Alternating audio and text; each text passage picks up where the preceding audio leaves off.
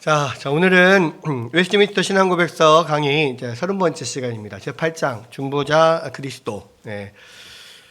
지금 요한복음에서도 우리가 계속 살펴보고 있는데요. 지금 중보자 그리스도에 대한 이야기가 이제 오늘 거의 다 끝나고 다음 주 조금 다루고 이제 그 다음으로 넘어갈 건데요. 자, 오늘은 이제 6항입니다. 자, 6항 다 같이 한번 읽어보겠습니다. 자, 시작. 구속사역은 그리스도께서 인간의 몸을 입으시고 나서야 비로소 이루어졌지만 그 효능과 효력과 유익은 그분이 뱀의 머리를 상하게 하실 여자의 후손이고 창세전에 죽임을 당하신 어린 양, 곧 어제나 오늘이나 영원토록 동일하신 분이시라는 사실을 암시하는 약속과 예표와 희생제사를 통해 모든 세대에 선택받은 백성에게 세상이 처음 창조된 때부터 계속해서 주어져 왔다. 그러니까 이제 구속사역의 완성은 예수님이 지금으로부터 2000년 전에 이 땅에 오셔서 십자가와 또 그 모든 순종을 통하여서 이루셨지만 그 예수님의 구속사역을 통하여서 이제 온전히 성취될 것이 그 약속이 이미 태초부터 주어졌다는 거죠. 그러니까 여기서도 보면 그 효능과 효력과 유익이 그분이 뱀의 머리를 상하게 하실 여자의 후손으로 오신다는 약속. 그게 어디서 나옵니까? 창세기 3장 15절에 우리가 원복음이라고 하는, 그러니까 아담과 하와가 하나님 앞에 범죄하고 난 이후에 이 하나님 앞에 벌을 계속 받잖아요. 근데 이제 이 뱀이 처음에 그 벌을 받을 때 그 저주로서 주어진 게 네가 평생토록 그 배로 다니고 흙을 먹고 그리고 너는 여자의 후손을 발꿈치를 상하게 하고 여자의 후손은 너의 머리를 상하게 할 것이다, 이렇게 이야기하잖아요. 그러니까 이 뱀은 어떤 사단을 대표하는 건데, 사단의 머리가 깨진다, 이것은 사단이 이제 심판을 받는다는 거고, 여자의 후손이 와서 그 사단을 심판한다는 이야기죠. 그리고 그 뱀은 여자의 후손의 발꿈치를 물 것이다. 뭔가 상하게 한다는 건데, 결국은 그게 예수 그리스도의 십자가를 통하여서, 결국 예수께서 십자가에서 죽으심으로써 모든 사단의 머리가 깨지는, 사단이 멸망하는, 사단의 세력이 멸망하는 이런 일들이 일어나죠. 그런데 그것은 지금으로부터 2000년 전에 이루어진 일이지만 그것에 대한 예언은 이미 창세기에서부터 쭉 되어 왔다는 거고요. 그다음에 창세 전에 죽임 당하신 어린 양이라는 표현은 우리가 요한계시록에서 나옵니다. 그렇죠? 또 어제나 오늘이나 영원토록 동일하신 분. 이건 성경에 여러 군데서 나오는 것이고요. 이러한 것들, 그러한 분, 여자의 후손, 창세 전에 죽임 당하신 어린 양, 또 어제나 오늘이나 영원토록 동일하신 분, 그분이 오셔서 우리의 모든 죄를 범한 죄와 사단의 세력을 멸하고 또 그의 죄에 빠진 모든 인간을 구원할 거라고 하는 약속이 처음부터 쭉 있어 왔는데, 그 약속을 믿는 믿음 안에서 구원을 받는다라는 겁니다. 그래서 이제 뒤에도 보면 나오지만 오늘 읽은 본문 말씀도 너희 조상 아브라함은 나이 때 볼 것을 즐거워하다가 보고 기뻐하였느니라 그랬잖아요.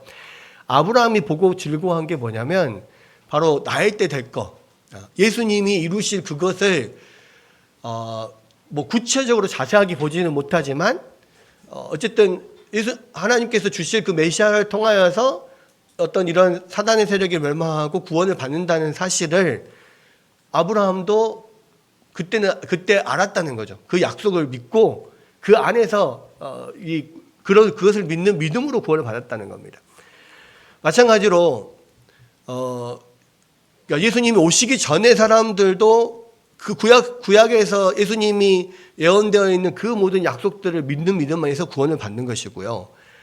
신약 시대에 사는 우리들도 예수님을 지금 눈으로 보지 않잖아요. 예수님이 우리 눈앞에서 십자가에서 돌아가신 것이 현재 일어나는 일이 아니잖아. 이미 다 2000년 전에 일어난 일이에요.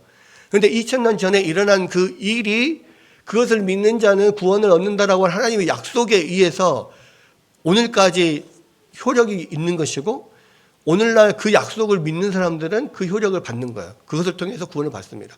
그래서 구약시대나 신약시대나 똑같이 예수님을 믿는 믿음으로 구원을 받는 거예요.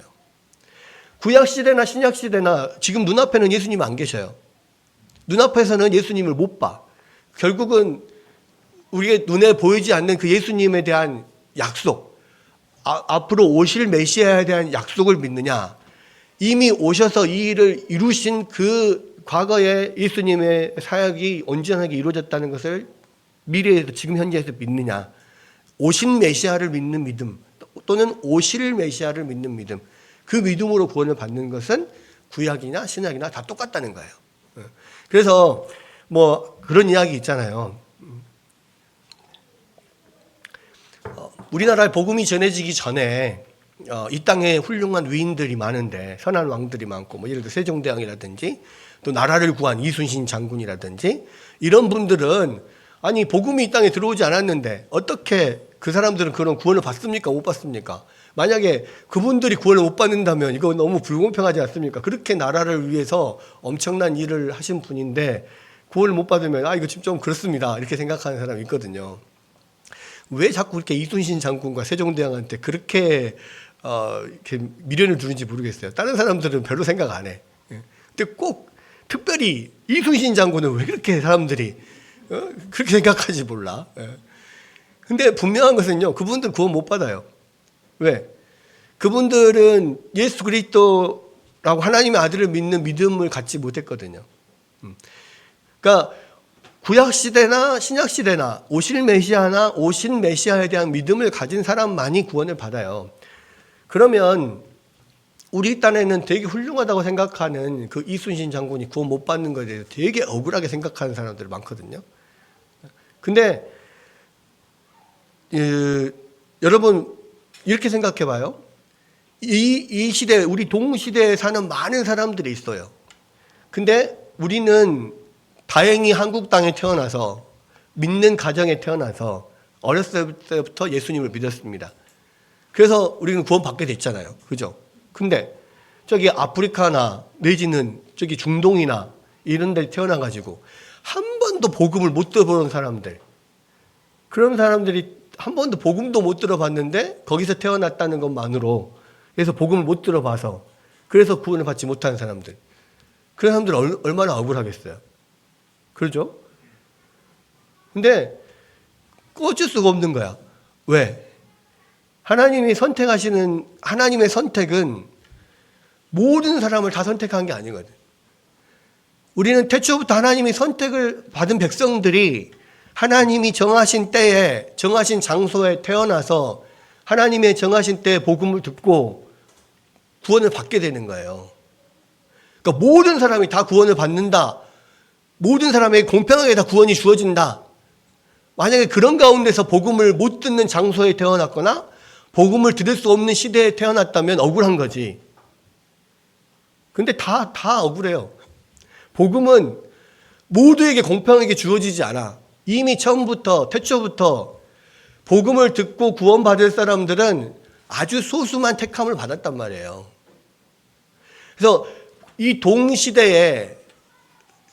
동시에도 복음을 한 번도 들어보지 못해서 구원받지 못한 사람들이 있듯이 시대별로도 복음을 전해드릴 수 없어서 구원받지 못한 사람들이 있어요. 하나님 입장에서 우리는 그것을 불공평하다 할지 모르겠지만 하나님 입장에서는 어차피 구원받을 사람은 선택적이야. 그죠? 그래서 하나님께서 선택하신 백성들은 복음이 전해진 곳에, 복음이 전해진 때에 그곳에 태어나게 하시고 복음을 듣게 하시고 하나님 믿게 하셔. 또 이미 태초부터 선택되지 않은 백성들은 복음이 전해지지 않은 때에 복음이 전해지지 않은 장소에 태어나서 그냥 그렇게 복음 못 듣고 죽게 되는 거예요. 그러니까 선택이라고 하는 것이 그냥 뭐 모든 사람에게 다 주어지는 공평한 복음이 아니고 어차피 소수에게 전해진 선택적인 거라면 뭐 시대적으로 복음을 못 듣는 시대가 있고 장소적으로 복음을 못 듣는 장소가 있을 수밖에 없는 거예요. 그러니까 그것은 다 하나님의 크신 계획 안에서 이루어진 일인 거죠. 우리가 그것을 가지고 공평하네 공평하지 못하네 할 수 있는 게 아무것도 없고요. 그 토기장이 비유 이야기하잖아요. 토기장이가 진흙으로 토기를 만들 때 이것을 밥그릇으로 만들지 요강으로 만들지 뭘로 만들지 그거는 토기장의 마음에 달려 있어요. 아니면 그것들을 만들었다 깰지 그것을 만들어서 팔지 다 토기장의 마음에 달려 있어요. 창조주에게 달려 있는 거라고. 어차피 이 구원은 모두에게 주어지지 않아요. 이 구원은 소수의 사람들에게만 하나님께서 선택하셔서 그를 구원하심으로 하나님이 그것에 대한 칭송과 영광을 받으시도록 그렇게 한단 말이에요. 그러면 또 생각해 볼 게 뭐냐? 그러면 도대체 왜 모든 사람을 다 구원하지 않느냐? 하나님 능력이 없어서냐? 아니요. 그렇지 않아요. 모든 사람을 다 구원하실 능력이 있으시죠. 당연히. 그러나 그렇게 하지 않아요. 왜? 그런 이야기 있잖아요. 호의가 계속되면 권리인주한다고. 그러죠? 호의가 계속되면 권리인주한다는 말 있죠. 그러니까 예를 들어서 이렇게 생각해 봐요. 여기에 있는 모든 사람들에게 제가 매달 1일에 무조건 아무 이유 없이 10만 원씩 보내요.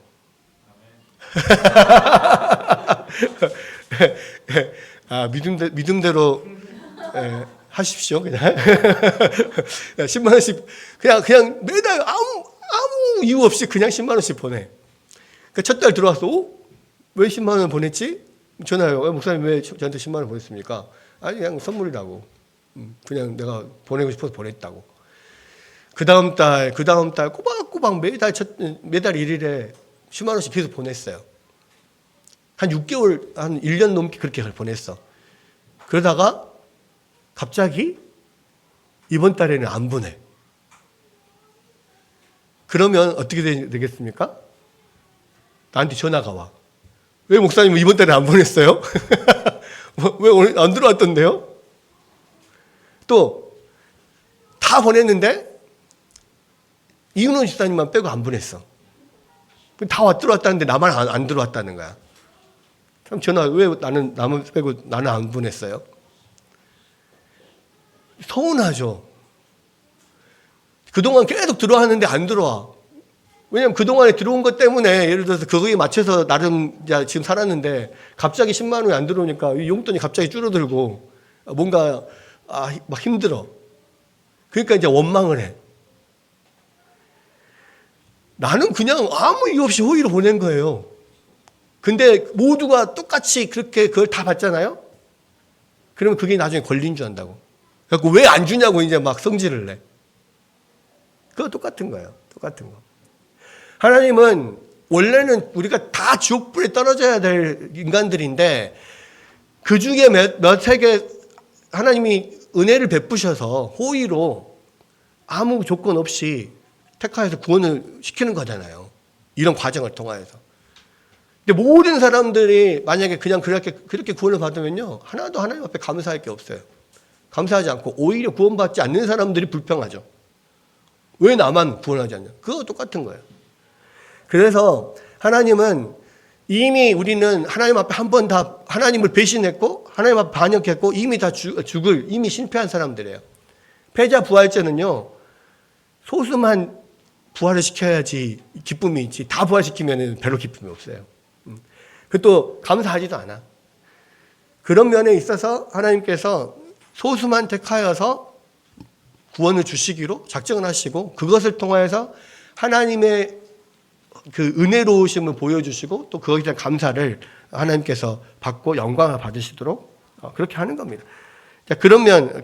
그래서 결국은 다시 이제 본문으로 돌아가자면 모든 믿는 믿음, 그러니까 예수님을 믿는 믿음은 구약 시대나 신약 시대나 똑같이 눈앞에서 예수님 보는 거 아니기 때문에 오실 메시아를 믿는 믿음이냐 이미 눈앞에 보이지는 않지만 이미 오셔서 그 구속사역을 하나님의 언약을 이룬 메시아를 믿는 믿음이냐 둘 다 믿음으로 오직 예수를 믿는 믿음으로만 구원을 받는다라는 겁니다. 그리고 그것이 계속해서 구약 시대에 그 사실을 암시하는 약속과 예표와 희생제사를 통해서 계속해서 믿는 백성들에게 주어져 왔다는 거예요. 그 이야기입니다. 자, 이 조항은 그리스도께서 죽으신 이유는 물론 그 전부터 그분의 죽음이 죄인들의 구원을 위해서 효력을 발휘했다라고 진술합니다. 그죠? 즉 예수님이 육신을 입고 나타나셔서 죄를 짊어지고 희생하시기 전에도 그분은 세상에 처음 창조된 때부터 약속과 예언과 예표를 통해서 계속 계시되어 왔다라는 겁니다. 따라서 구약시대의 신자들도 신약시대의 신자들과 마찬가지로 그리스도의 희생의 공로로 구원을 받았다. 그러니까 이것을 잊어버리면 안 돼요. 구약시대는 율법으로 구원받고 신약시대는 믿음으로 구원받고 아니라 구약시대도 신약시대도 다 예수님을 믿는, 예수님의 희생과 공로를 믿는 믿음으로 구원받는다라는 겁니다. 그래서 아브라함은 그 그리스도의 때를 보고 기뻐했고 오늘 본문처럼 또 그분을 믿는 믿음으로 의롭다 하심을 받았습니다. 그러니까 아브라함도 로마서 4장에 보면 믿음으로 구원을 받았다. 그렇게 이야기를 하잖아요. 그러니까 그 아브라함 때도 이미 믿음으로 구원을 받았다라는 것이고 그리스도의 죽음은 과거나 현재나 영원토록 동일한 효력을 발휘합니다. 왜냐하면 그분은 언제나 우리에게 영원토록 동일하신 분이기 때문에 그렇다는 거예요. 자, 이제 6항이 그것이고요. 7항 봅시다. 7항 한번 읽어보겠습니다. 자, 시작. 그리스도께서는 두 가지 본성에 따라서 중보 사역을 행하신다. 이 두 가지 본성은 제각기 고유한 속성을 발휘하지만 그리스도께서는 하나의 통일된 인격을 지니시는 관계로 성경에서는 이따금 한 본성의 고유한 속성이 다른 본성으로 지칭된 인격에게 적용되어 나타나기도 한다. 자, 두 부분인데요. 앞부분은 예수님이 인성과 신성 두 가지 본성에 따라서 둘 다 중보자의 사역을 하셨다라는 거예요. 그다음에 두 번째 거는 그럼에도 불구하고 인성과 신성이 분명히 구별되어 있지만 분명히 인성으로 하신 일인데 성경에서는 신성과 인성이 하나로 통일체로 되어 있기 때문에 그 신성이신 하나님께 이렇게 그 일이 돌려지기도 하고 이런 면들이 있다는 건데 이 두 가지를 한번 살펴보겠습니다.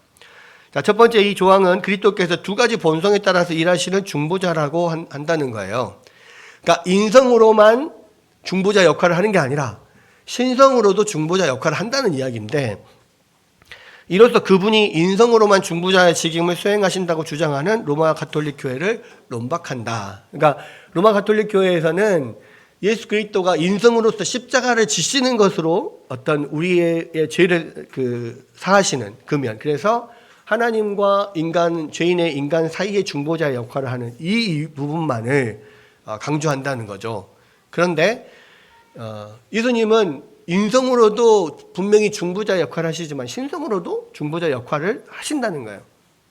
그러니까 성경은 그리스도께서 인성을 취하시기 전부터 중보자로 일하셨다라고 가르친다는 겁니다. 그러니까 예수님이 2000년 전에 육신을 입고 이 땅에 오시기 전까지는 인성으로 계시지 않았단 말이에요. 그렇죠?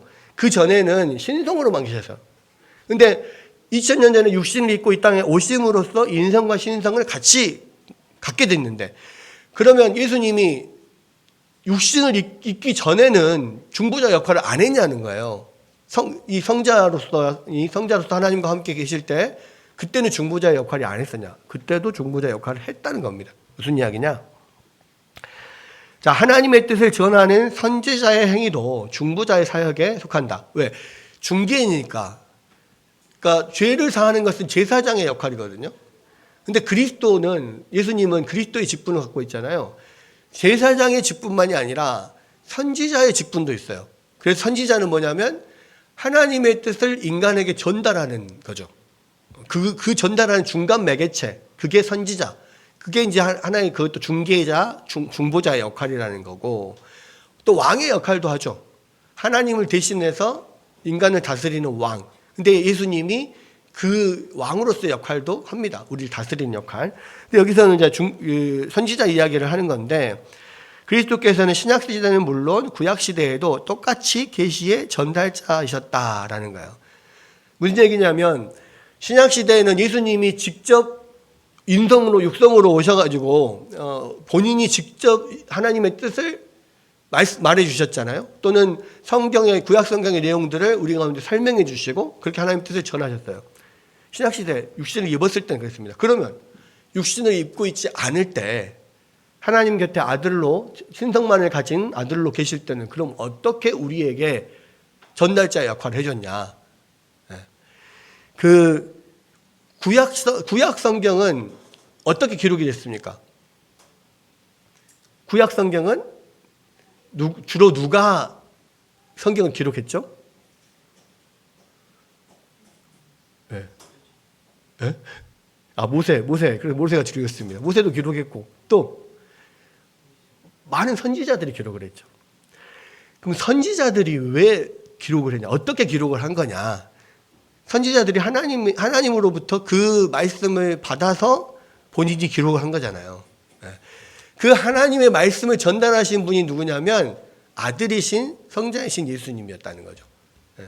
그래서 그때도 육신을 입기 전에 이미 신속으로 계실 때도 인간들에게 그 복음을, 그 계시의 말씀을 주신 분은 아들이셨다는 거예요. 그래서 이제 그렇게 똑같이 계시를 전달하시는 중보자였다. 신성으로 계실 때도.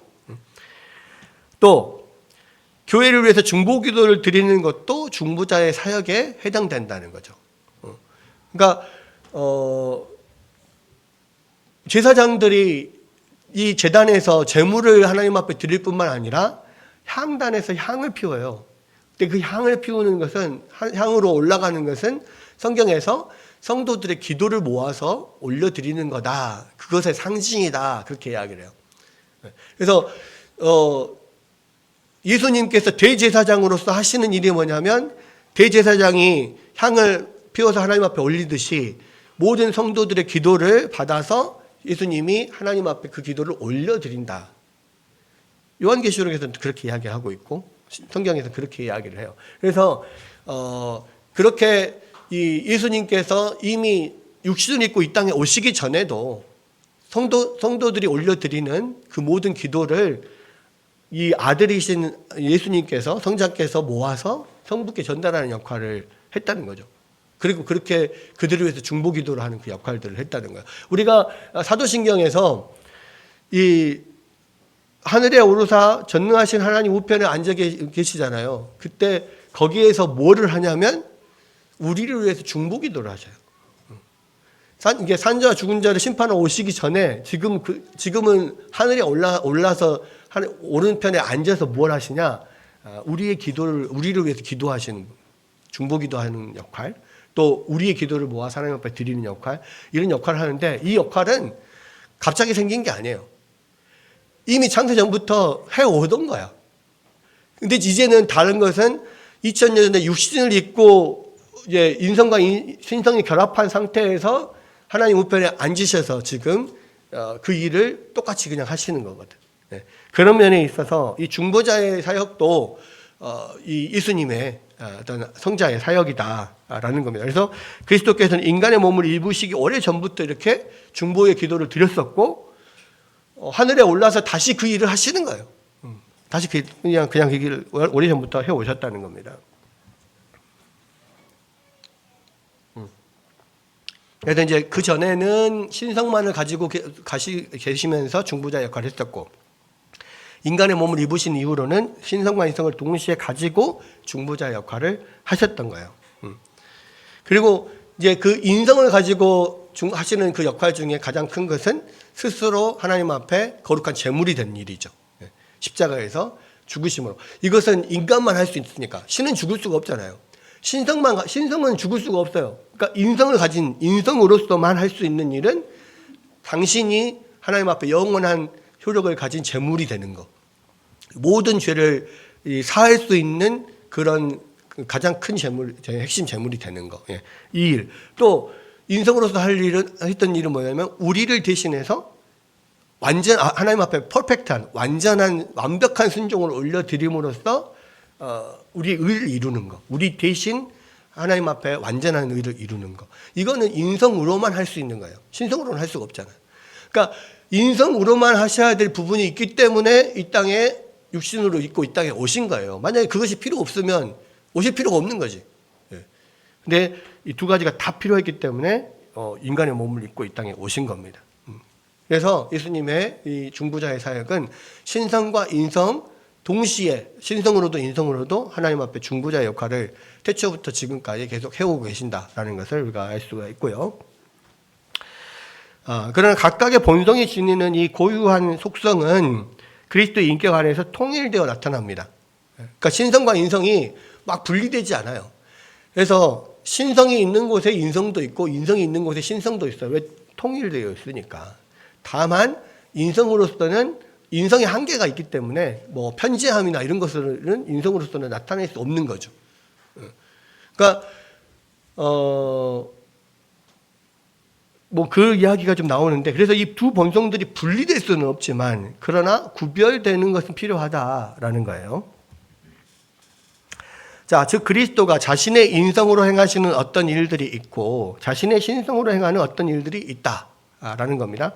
자, 예를 들어서 예수님이 두 번째 아담으로서 행한 순종의 사역은 그의 인성으로만 행해진 것. 아까 말씀드렸죠? 인성으로. 이거는 인간만이 할 수 있는 거니까. 만약에 신성이 그에 주어진 사역을 성취했다면 우리에게는 아무런 가치가 없을 것이다. 그래서 이 예수님이 하시는 완전한 순종과 예수님이 십자가에서 그런 우리의 속죄를 위한 피 흘리는 이 일을 하신 것에는 전혀 신성이 개입되지 않았다고요. 오로지 인간으로서만 이 일을 하신 거예요. 만약에 조금이라도 0.0000001%라도 신성이 개입했다면 그것은 실패한 거예요. 왜? 완전히 우리의 인간의 대표로서 완전히 그것을 받아내야 되거든. 하나님 앞에. 모든 죄값을 인간으로서만 치러야 되는 거고, 모든 하나님의 명령을 인간으로서만 순종해야 되니까. 그래야만 우리를 대신하는 것이 되는 것이지, 거기에 신성이 개입되면 우리 대신이 안 되는 거예요. 네. 그래서, 신성이 만약에 조금이라도 개입됐다면 아무런 가치가 없었을 거다. 네. 그 이야기입니다. 그래서 신성으로서 행할 것, 인성으로 행할 사역들이 나누어져 있다는 거예요. 또 그리스도는 아버지를 제외하고는 그 재림의 날과 때를 아무도 모른다라고 말씀하시면서 심지어는 아들도 모른다 이렇게 말씀하셨어요. 이때 그리스도의 인성은 성육신으로 인해서 신적인 전지를 얻게 된 것이 아니다라는 겁니다. 그러니까 이 아들도 모른다라고 말하는 것은 뭐냐면 인성으로서의 예수님이에요. 그러니까 예수님의 인성으로서는 예수님의 인성으로서는 어떤 그 지식도 제한이 돼 있어요. 그래서 신적인 지식을 그 인성이 갖고 있지는 않아. 그래서 이제 구별되는 게 있단 말이에요. 전지전능한 것은 예수님의 신성인 것이지, 이 땅에서 예수님이 육신을 입고 활동할 때는 스스로 그 신성을 제한하셨어요. 그러니까 스스로 제한하셨기 때문에 하나님의 모든 것을 다 알 수 없어. 자연스럽게 아는 게 아니라고. 그런데 한 가지 뭐냐면, 그래서 이제 예수님의 인간적 지식은 다른 사람들의 지식과 똑같이 제한적이었다라는 겁니다. 그런데 다른 점은 뭐냐? 예수님이 이런 초자연적인 지식을 보여준 때가 있었어요. 무슨 이야기냐면, 분명히 여기 자리에 없어. 근데 네 아들이 나왔다 그래. 그러니까 뭐 왕의 신하를 고쳐줬을 때도 그거는 초자연적인 지식이잖아요. 인간 그 장소에 없어요. 근데 지금 그 아이가 나왔다고 가라고 하는 거야. 그랬더니 왕의 신하가 긴가민가하고 갔는데 진짜로 가다가 보니까 그 집에서 온 신하가 하인의 말을 들어보니까 예수님이 말씀하셨을 그때에 아들이 나왔다는 거예요. 그러니까 와, 그런 거는 초자연적인 지식이잖아요. 그럼 어떻게 인성을 가지신 예수님이 그걸 아셨을까? 뭐냐면 신성이 선지자들의 인성을 신화시킴 없이 그들에게 초자연적인 정보를 전달한 것처럼, 뭐냐면 그 선지자들이 하나님의 계시를 알게 된 것은 그의 지식이 초자연적으로 변해서 모든 것을 통달해서 안 게 아니라 하나님이 그 부분을 계시해 주셨기 때문에 그 부분만 아는 거잖아요. 그러니까 하나님의 신성으로서 인간인 선지자들에게 그 부분의 계시를 알게 해주신 것처럼 예수님도 부분적으로 그 예수님의 신성이 인성에게 그 필요할 때 지식을 전달해주는 면은 있었다는 거죠. 똑같은 면에서. 그러나 대부분은 의도적으로 예수님께서 이 땅에서 살아갈 때는 신성으로 이룰 수 있는 사역이 없어요. 완벽한 순종과 이 십자가를 지는 것은 오직 인성으로만 하기 때문에 그것을 제한해 놓고 있었어요. 가끔가다 초자연적인 지식을 보여줄 때는 두 가지죠. 예수님의 신성이 예수님에게 인성으로서의 예수님에게 그 부분을 알려주시든지, 내지는 뭐 같은 면이겠지만 성령께서 알려주시든지, 그렇게 생각할 수 있습니다. 그래서 정보를 전달하는 것과 신적인 속성을 전달하는 것은 다른 것이라는 거예요. 그래서 예수님은 신성에서 전지하셨고 인성에서는 제한적이었다라는 겁니다. 자, 그런 면에서 헷갈리는 거죠. 자꾸 우리는 예수님의 인성과 신성의 부분을 명확하게 그 특성을 이해하고 예수님의 이 땅에서의 사역이 신성을 제한하고 인성으로만 계속해서 해야 되는 사역이기 때문에 그렇게 하셨다는 그런 면들, 또 모든 신적인 어떤 행위나 이런 것들은 또 성령이 충만하게 부어주셔서 성령으로 하셨던 부분. 근데 사실은 이게 예수님의 신성과 성령은 원래 삼위일체 하나님이기 때문에 별로 큰 차이는 없어요. 예.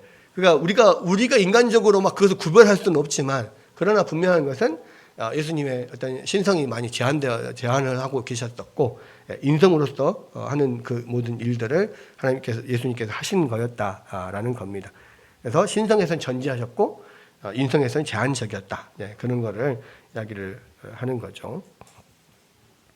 또 다른 점, 신성은 동시에 어느 곳에나 있을 수 있고 편재성이죠.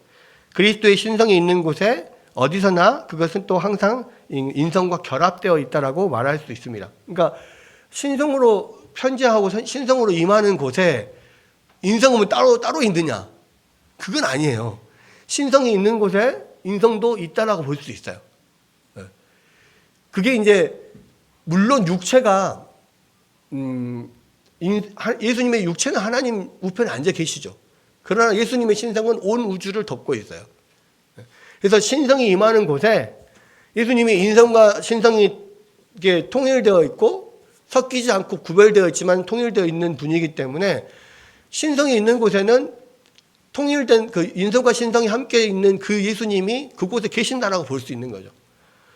그래서 우리가 그 성만찬 때 예수님이 이곳에 임재하신다라고 했을 때 사실은 예수님의 육체가 임재하는 게 아니라 예수님의 신성이 임재하시는 거예요.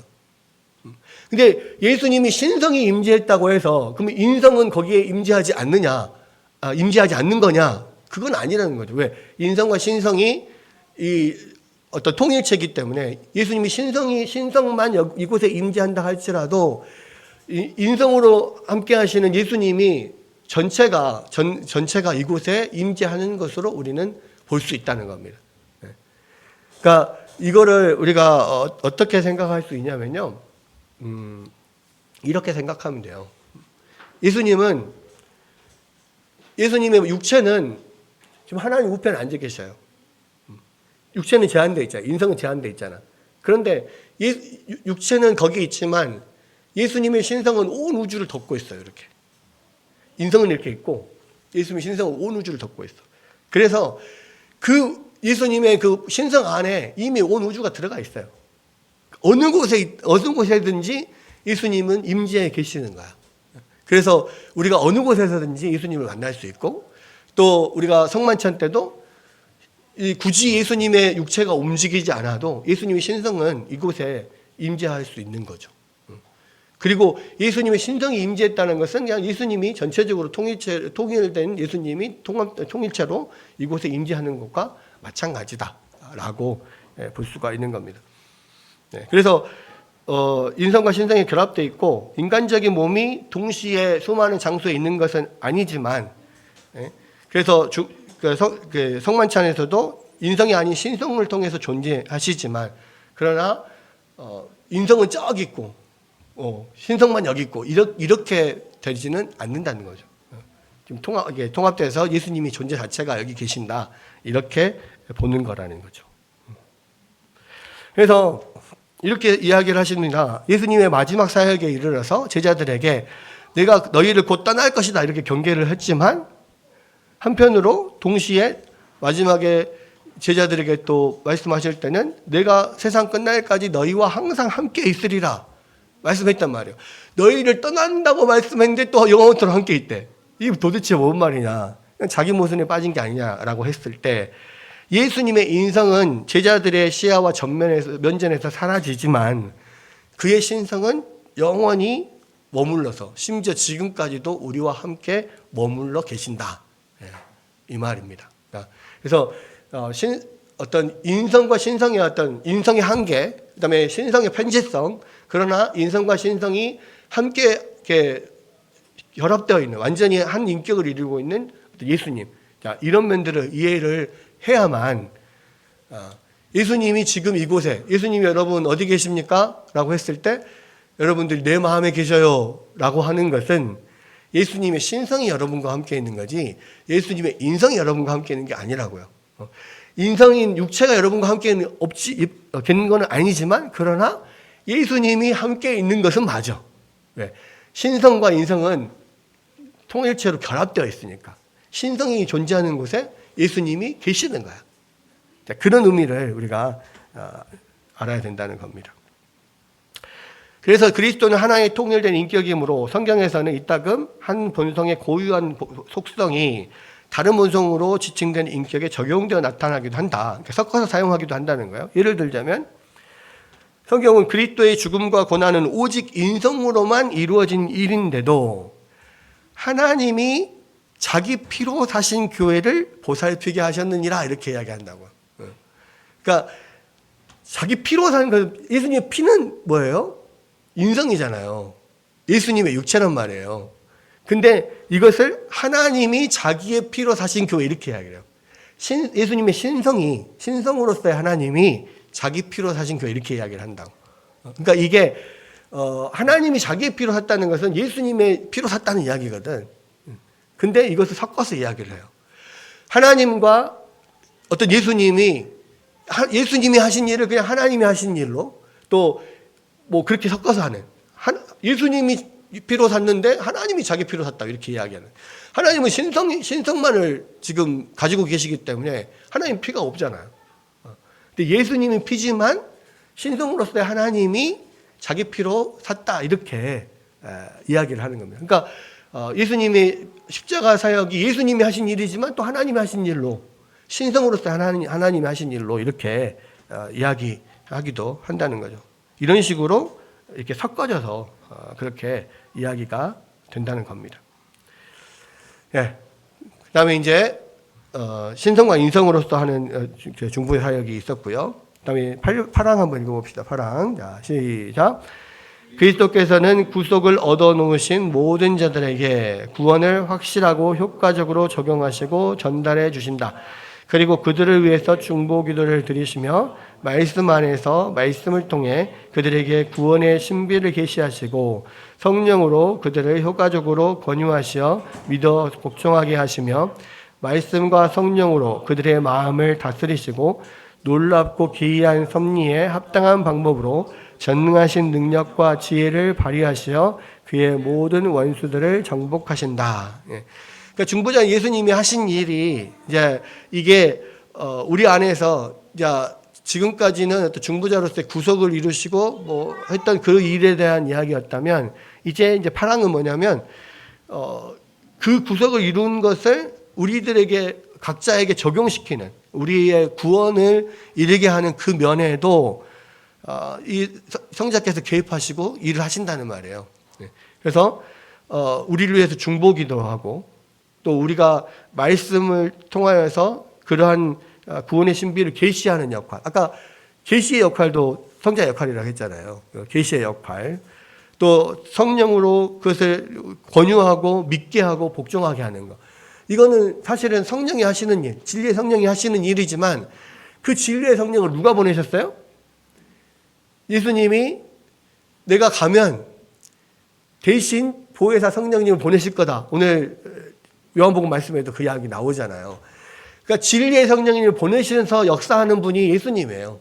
그러니까 성령이 하시는 일이 구체적으로 말씀이 우리 안에 그러니까 선택된 자들에게 말씀이 선포되게 하고 그 말씀을 깨닫고 자기가 하나님 앞에 회개하고 믿게 만들고 또 그것을 통하여 우리가 중생하고 또 뭐 의를 얻고 그 안에서 계속해서 성화되어 가고 이 모든 일을 직접적으로 우리 옆에서 우리 안에서 하시는 분은 성령님이시지만 그러나 그 모든 일을 주관하는 분은 누구시냐면 예수님이시라는 거예요. 성자이신 중보자이신 예수님이 우리를 구원하시는 일, 진리를 계시하시는 일, 그 모든 일에 관여하고 계신다는 거예요. 그것을 성령을 통하여서 일하시는 것. 성령은 실무자, 성자는 그 모든 것을 관리하는 관리자. 그리고 성부 하나님은 그 모든 것을 계획하는 어떤 CEO라고 해야 됩니까? 그런 분. 그렇게 해서 모든 창조와 구원과 그 모든 사역을 이 삼위 하나님이 함께 구체적으로 하시는 거예요. 그래서 이제 이 내용이 바로 이제 성자이신 중보자이신 예수님이 하시는 일이다. 그런 면에서는 어떤 성령의 역할과 많이 겹치지만 그러나 약간의 어떤 분야가 좀 다르다는 거. 성령은 실무적인 일을 하시고 성자는 어떤 그때는 관리하면서 하나님의 뜻을 이루는 어떤 중개자 역할을 하시는 것이고 하나님은 그 모든 걸 처음부터 계획하고 작정하고 그거 운영하는 것을 전체적인 그림을 운영하는 것을 하신다는 거예요. 이게 구원에도 그렇게 삼위의 하나님이 함께 동역하는 장면이 나오고요. 창조 때도 마찬가지예요. 창조 때도 하나님이 전체를 모든 것 피조물을 창조할 것을 계획하시고 실행을 하십니다. 그때 그것을 하나님의 뜻을 온전히 말씀으로써 이 땅에서 이게 움직이고 현장 감독하고 이것들을 하는 일은 성자께서 하시는 거예요.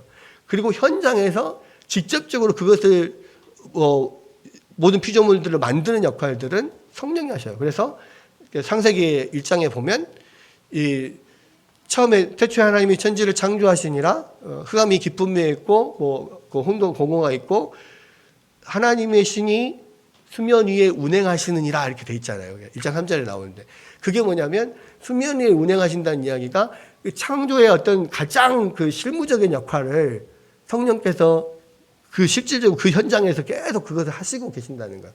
그러니까 이거를 창조에도 그렇지만 구원에도 똑같아요. 그래서 이제 이 창조와 구원에서의 하나님의 어떤 삼위 하나님의 역할 이거를 이렇게 이제 설명을 해요. 보통 어떻게 설명을 하냐면 경부고속도로를 만드는 거. 경부고속도로를 만들 때 처음에 경부고속도로를 만들자라고 작정을 하고 그 계획을 이것을 만들어라 명령을 내린 사람은 박정희 대통령이었어요. 그리고 그 경부고속도로를 실무를 그거를 모든 것을 맡아서 구체적으로 공사를 해내는 책임자는 현대건설이었어요.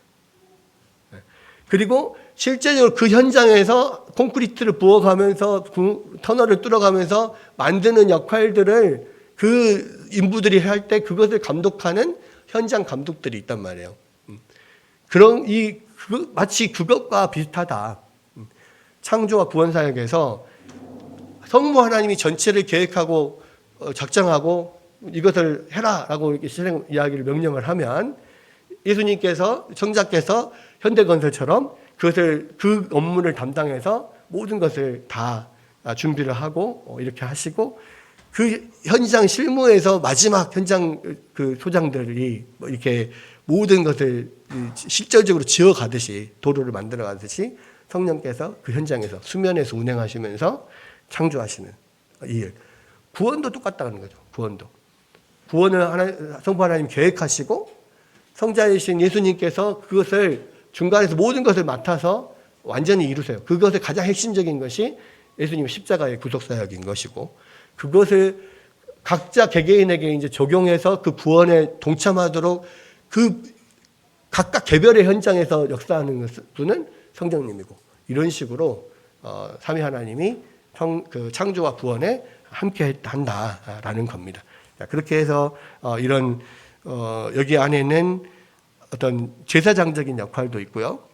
또 선지자적인 역할, 말씀으로 뭐 계시하고 뭐 그들을 바꾸시고 다스리는 것, 또 왕적인 역할, 이 모든 것들을 전능하신 능력과 지혜를 발휘해서 원수를 정복하고 그 모든 나라를 다스리고 이런 면들, 이런 것들이 이제 여기 안에 다 포함이 되어 있습니다. 자, 이 부분이 조금 많아서 다음 주에 이거 마지막에 이거 하고 그 다음에 이제 그 다음 장으로 넘어가려고 합니다. 계속해서 중보자 그리스도에 대해서 우리가 이야기를 하는 것은 좀 중요해요. 왜냐하면 우리가 보통 그 말씀 우리가 그냥 성경을 이렇게 강해해 나갈 때는 이 부분의 설명이 별로 그렇게 많이 안 돼 있거든요.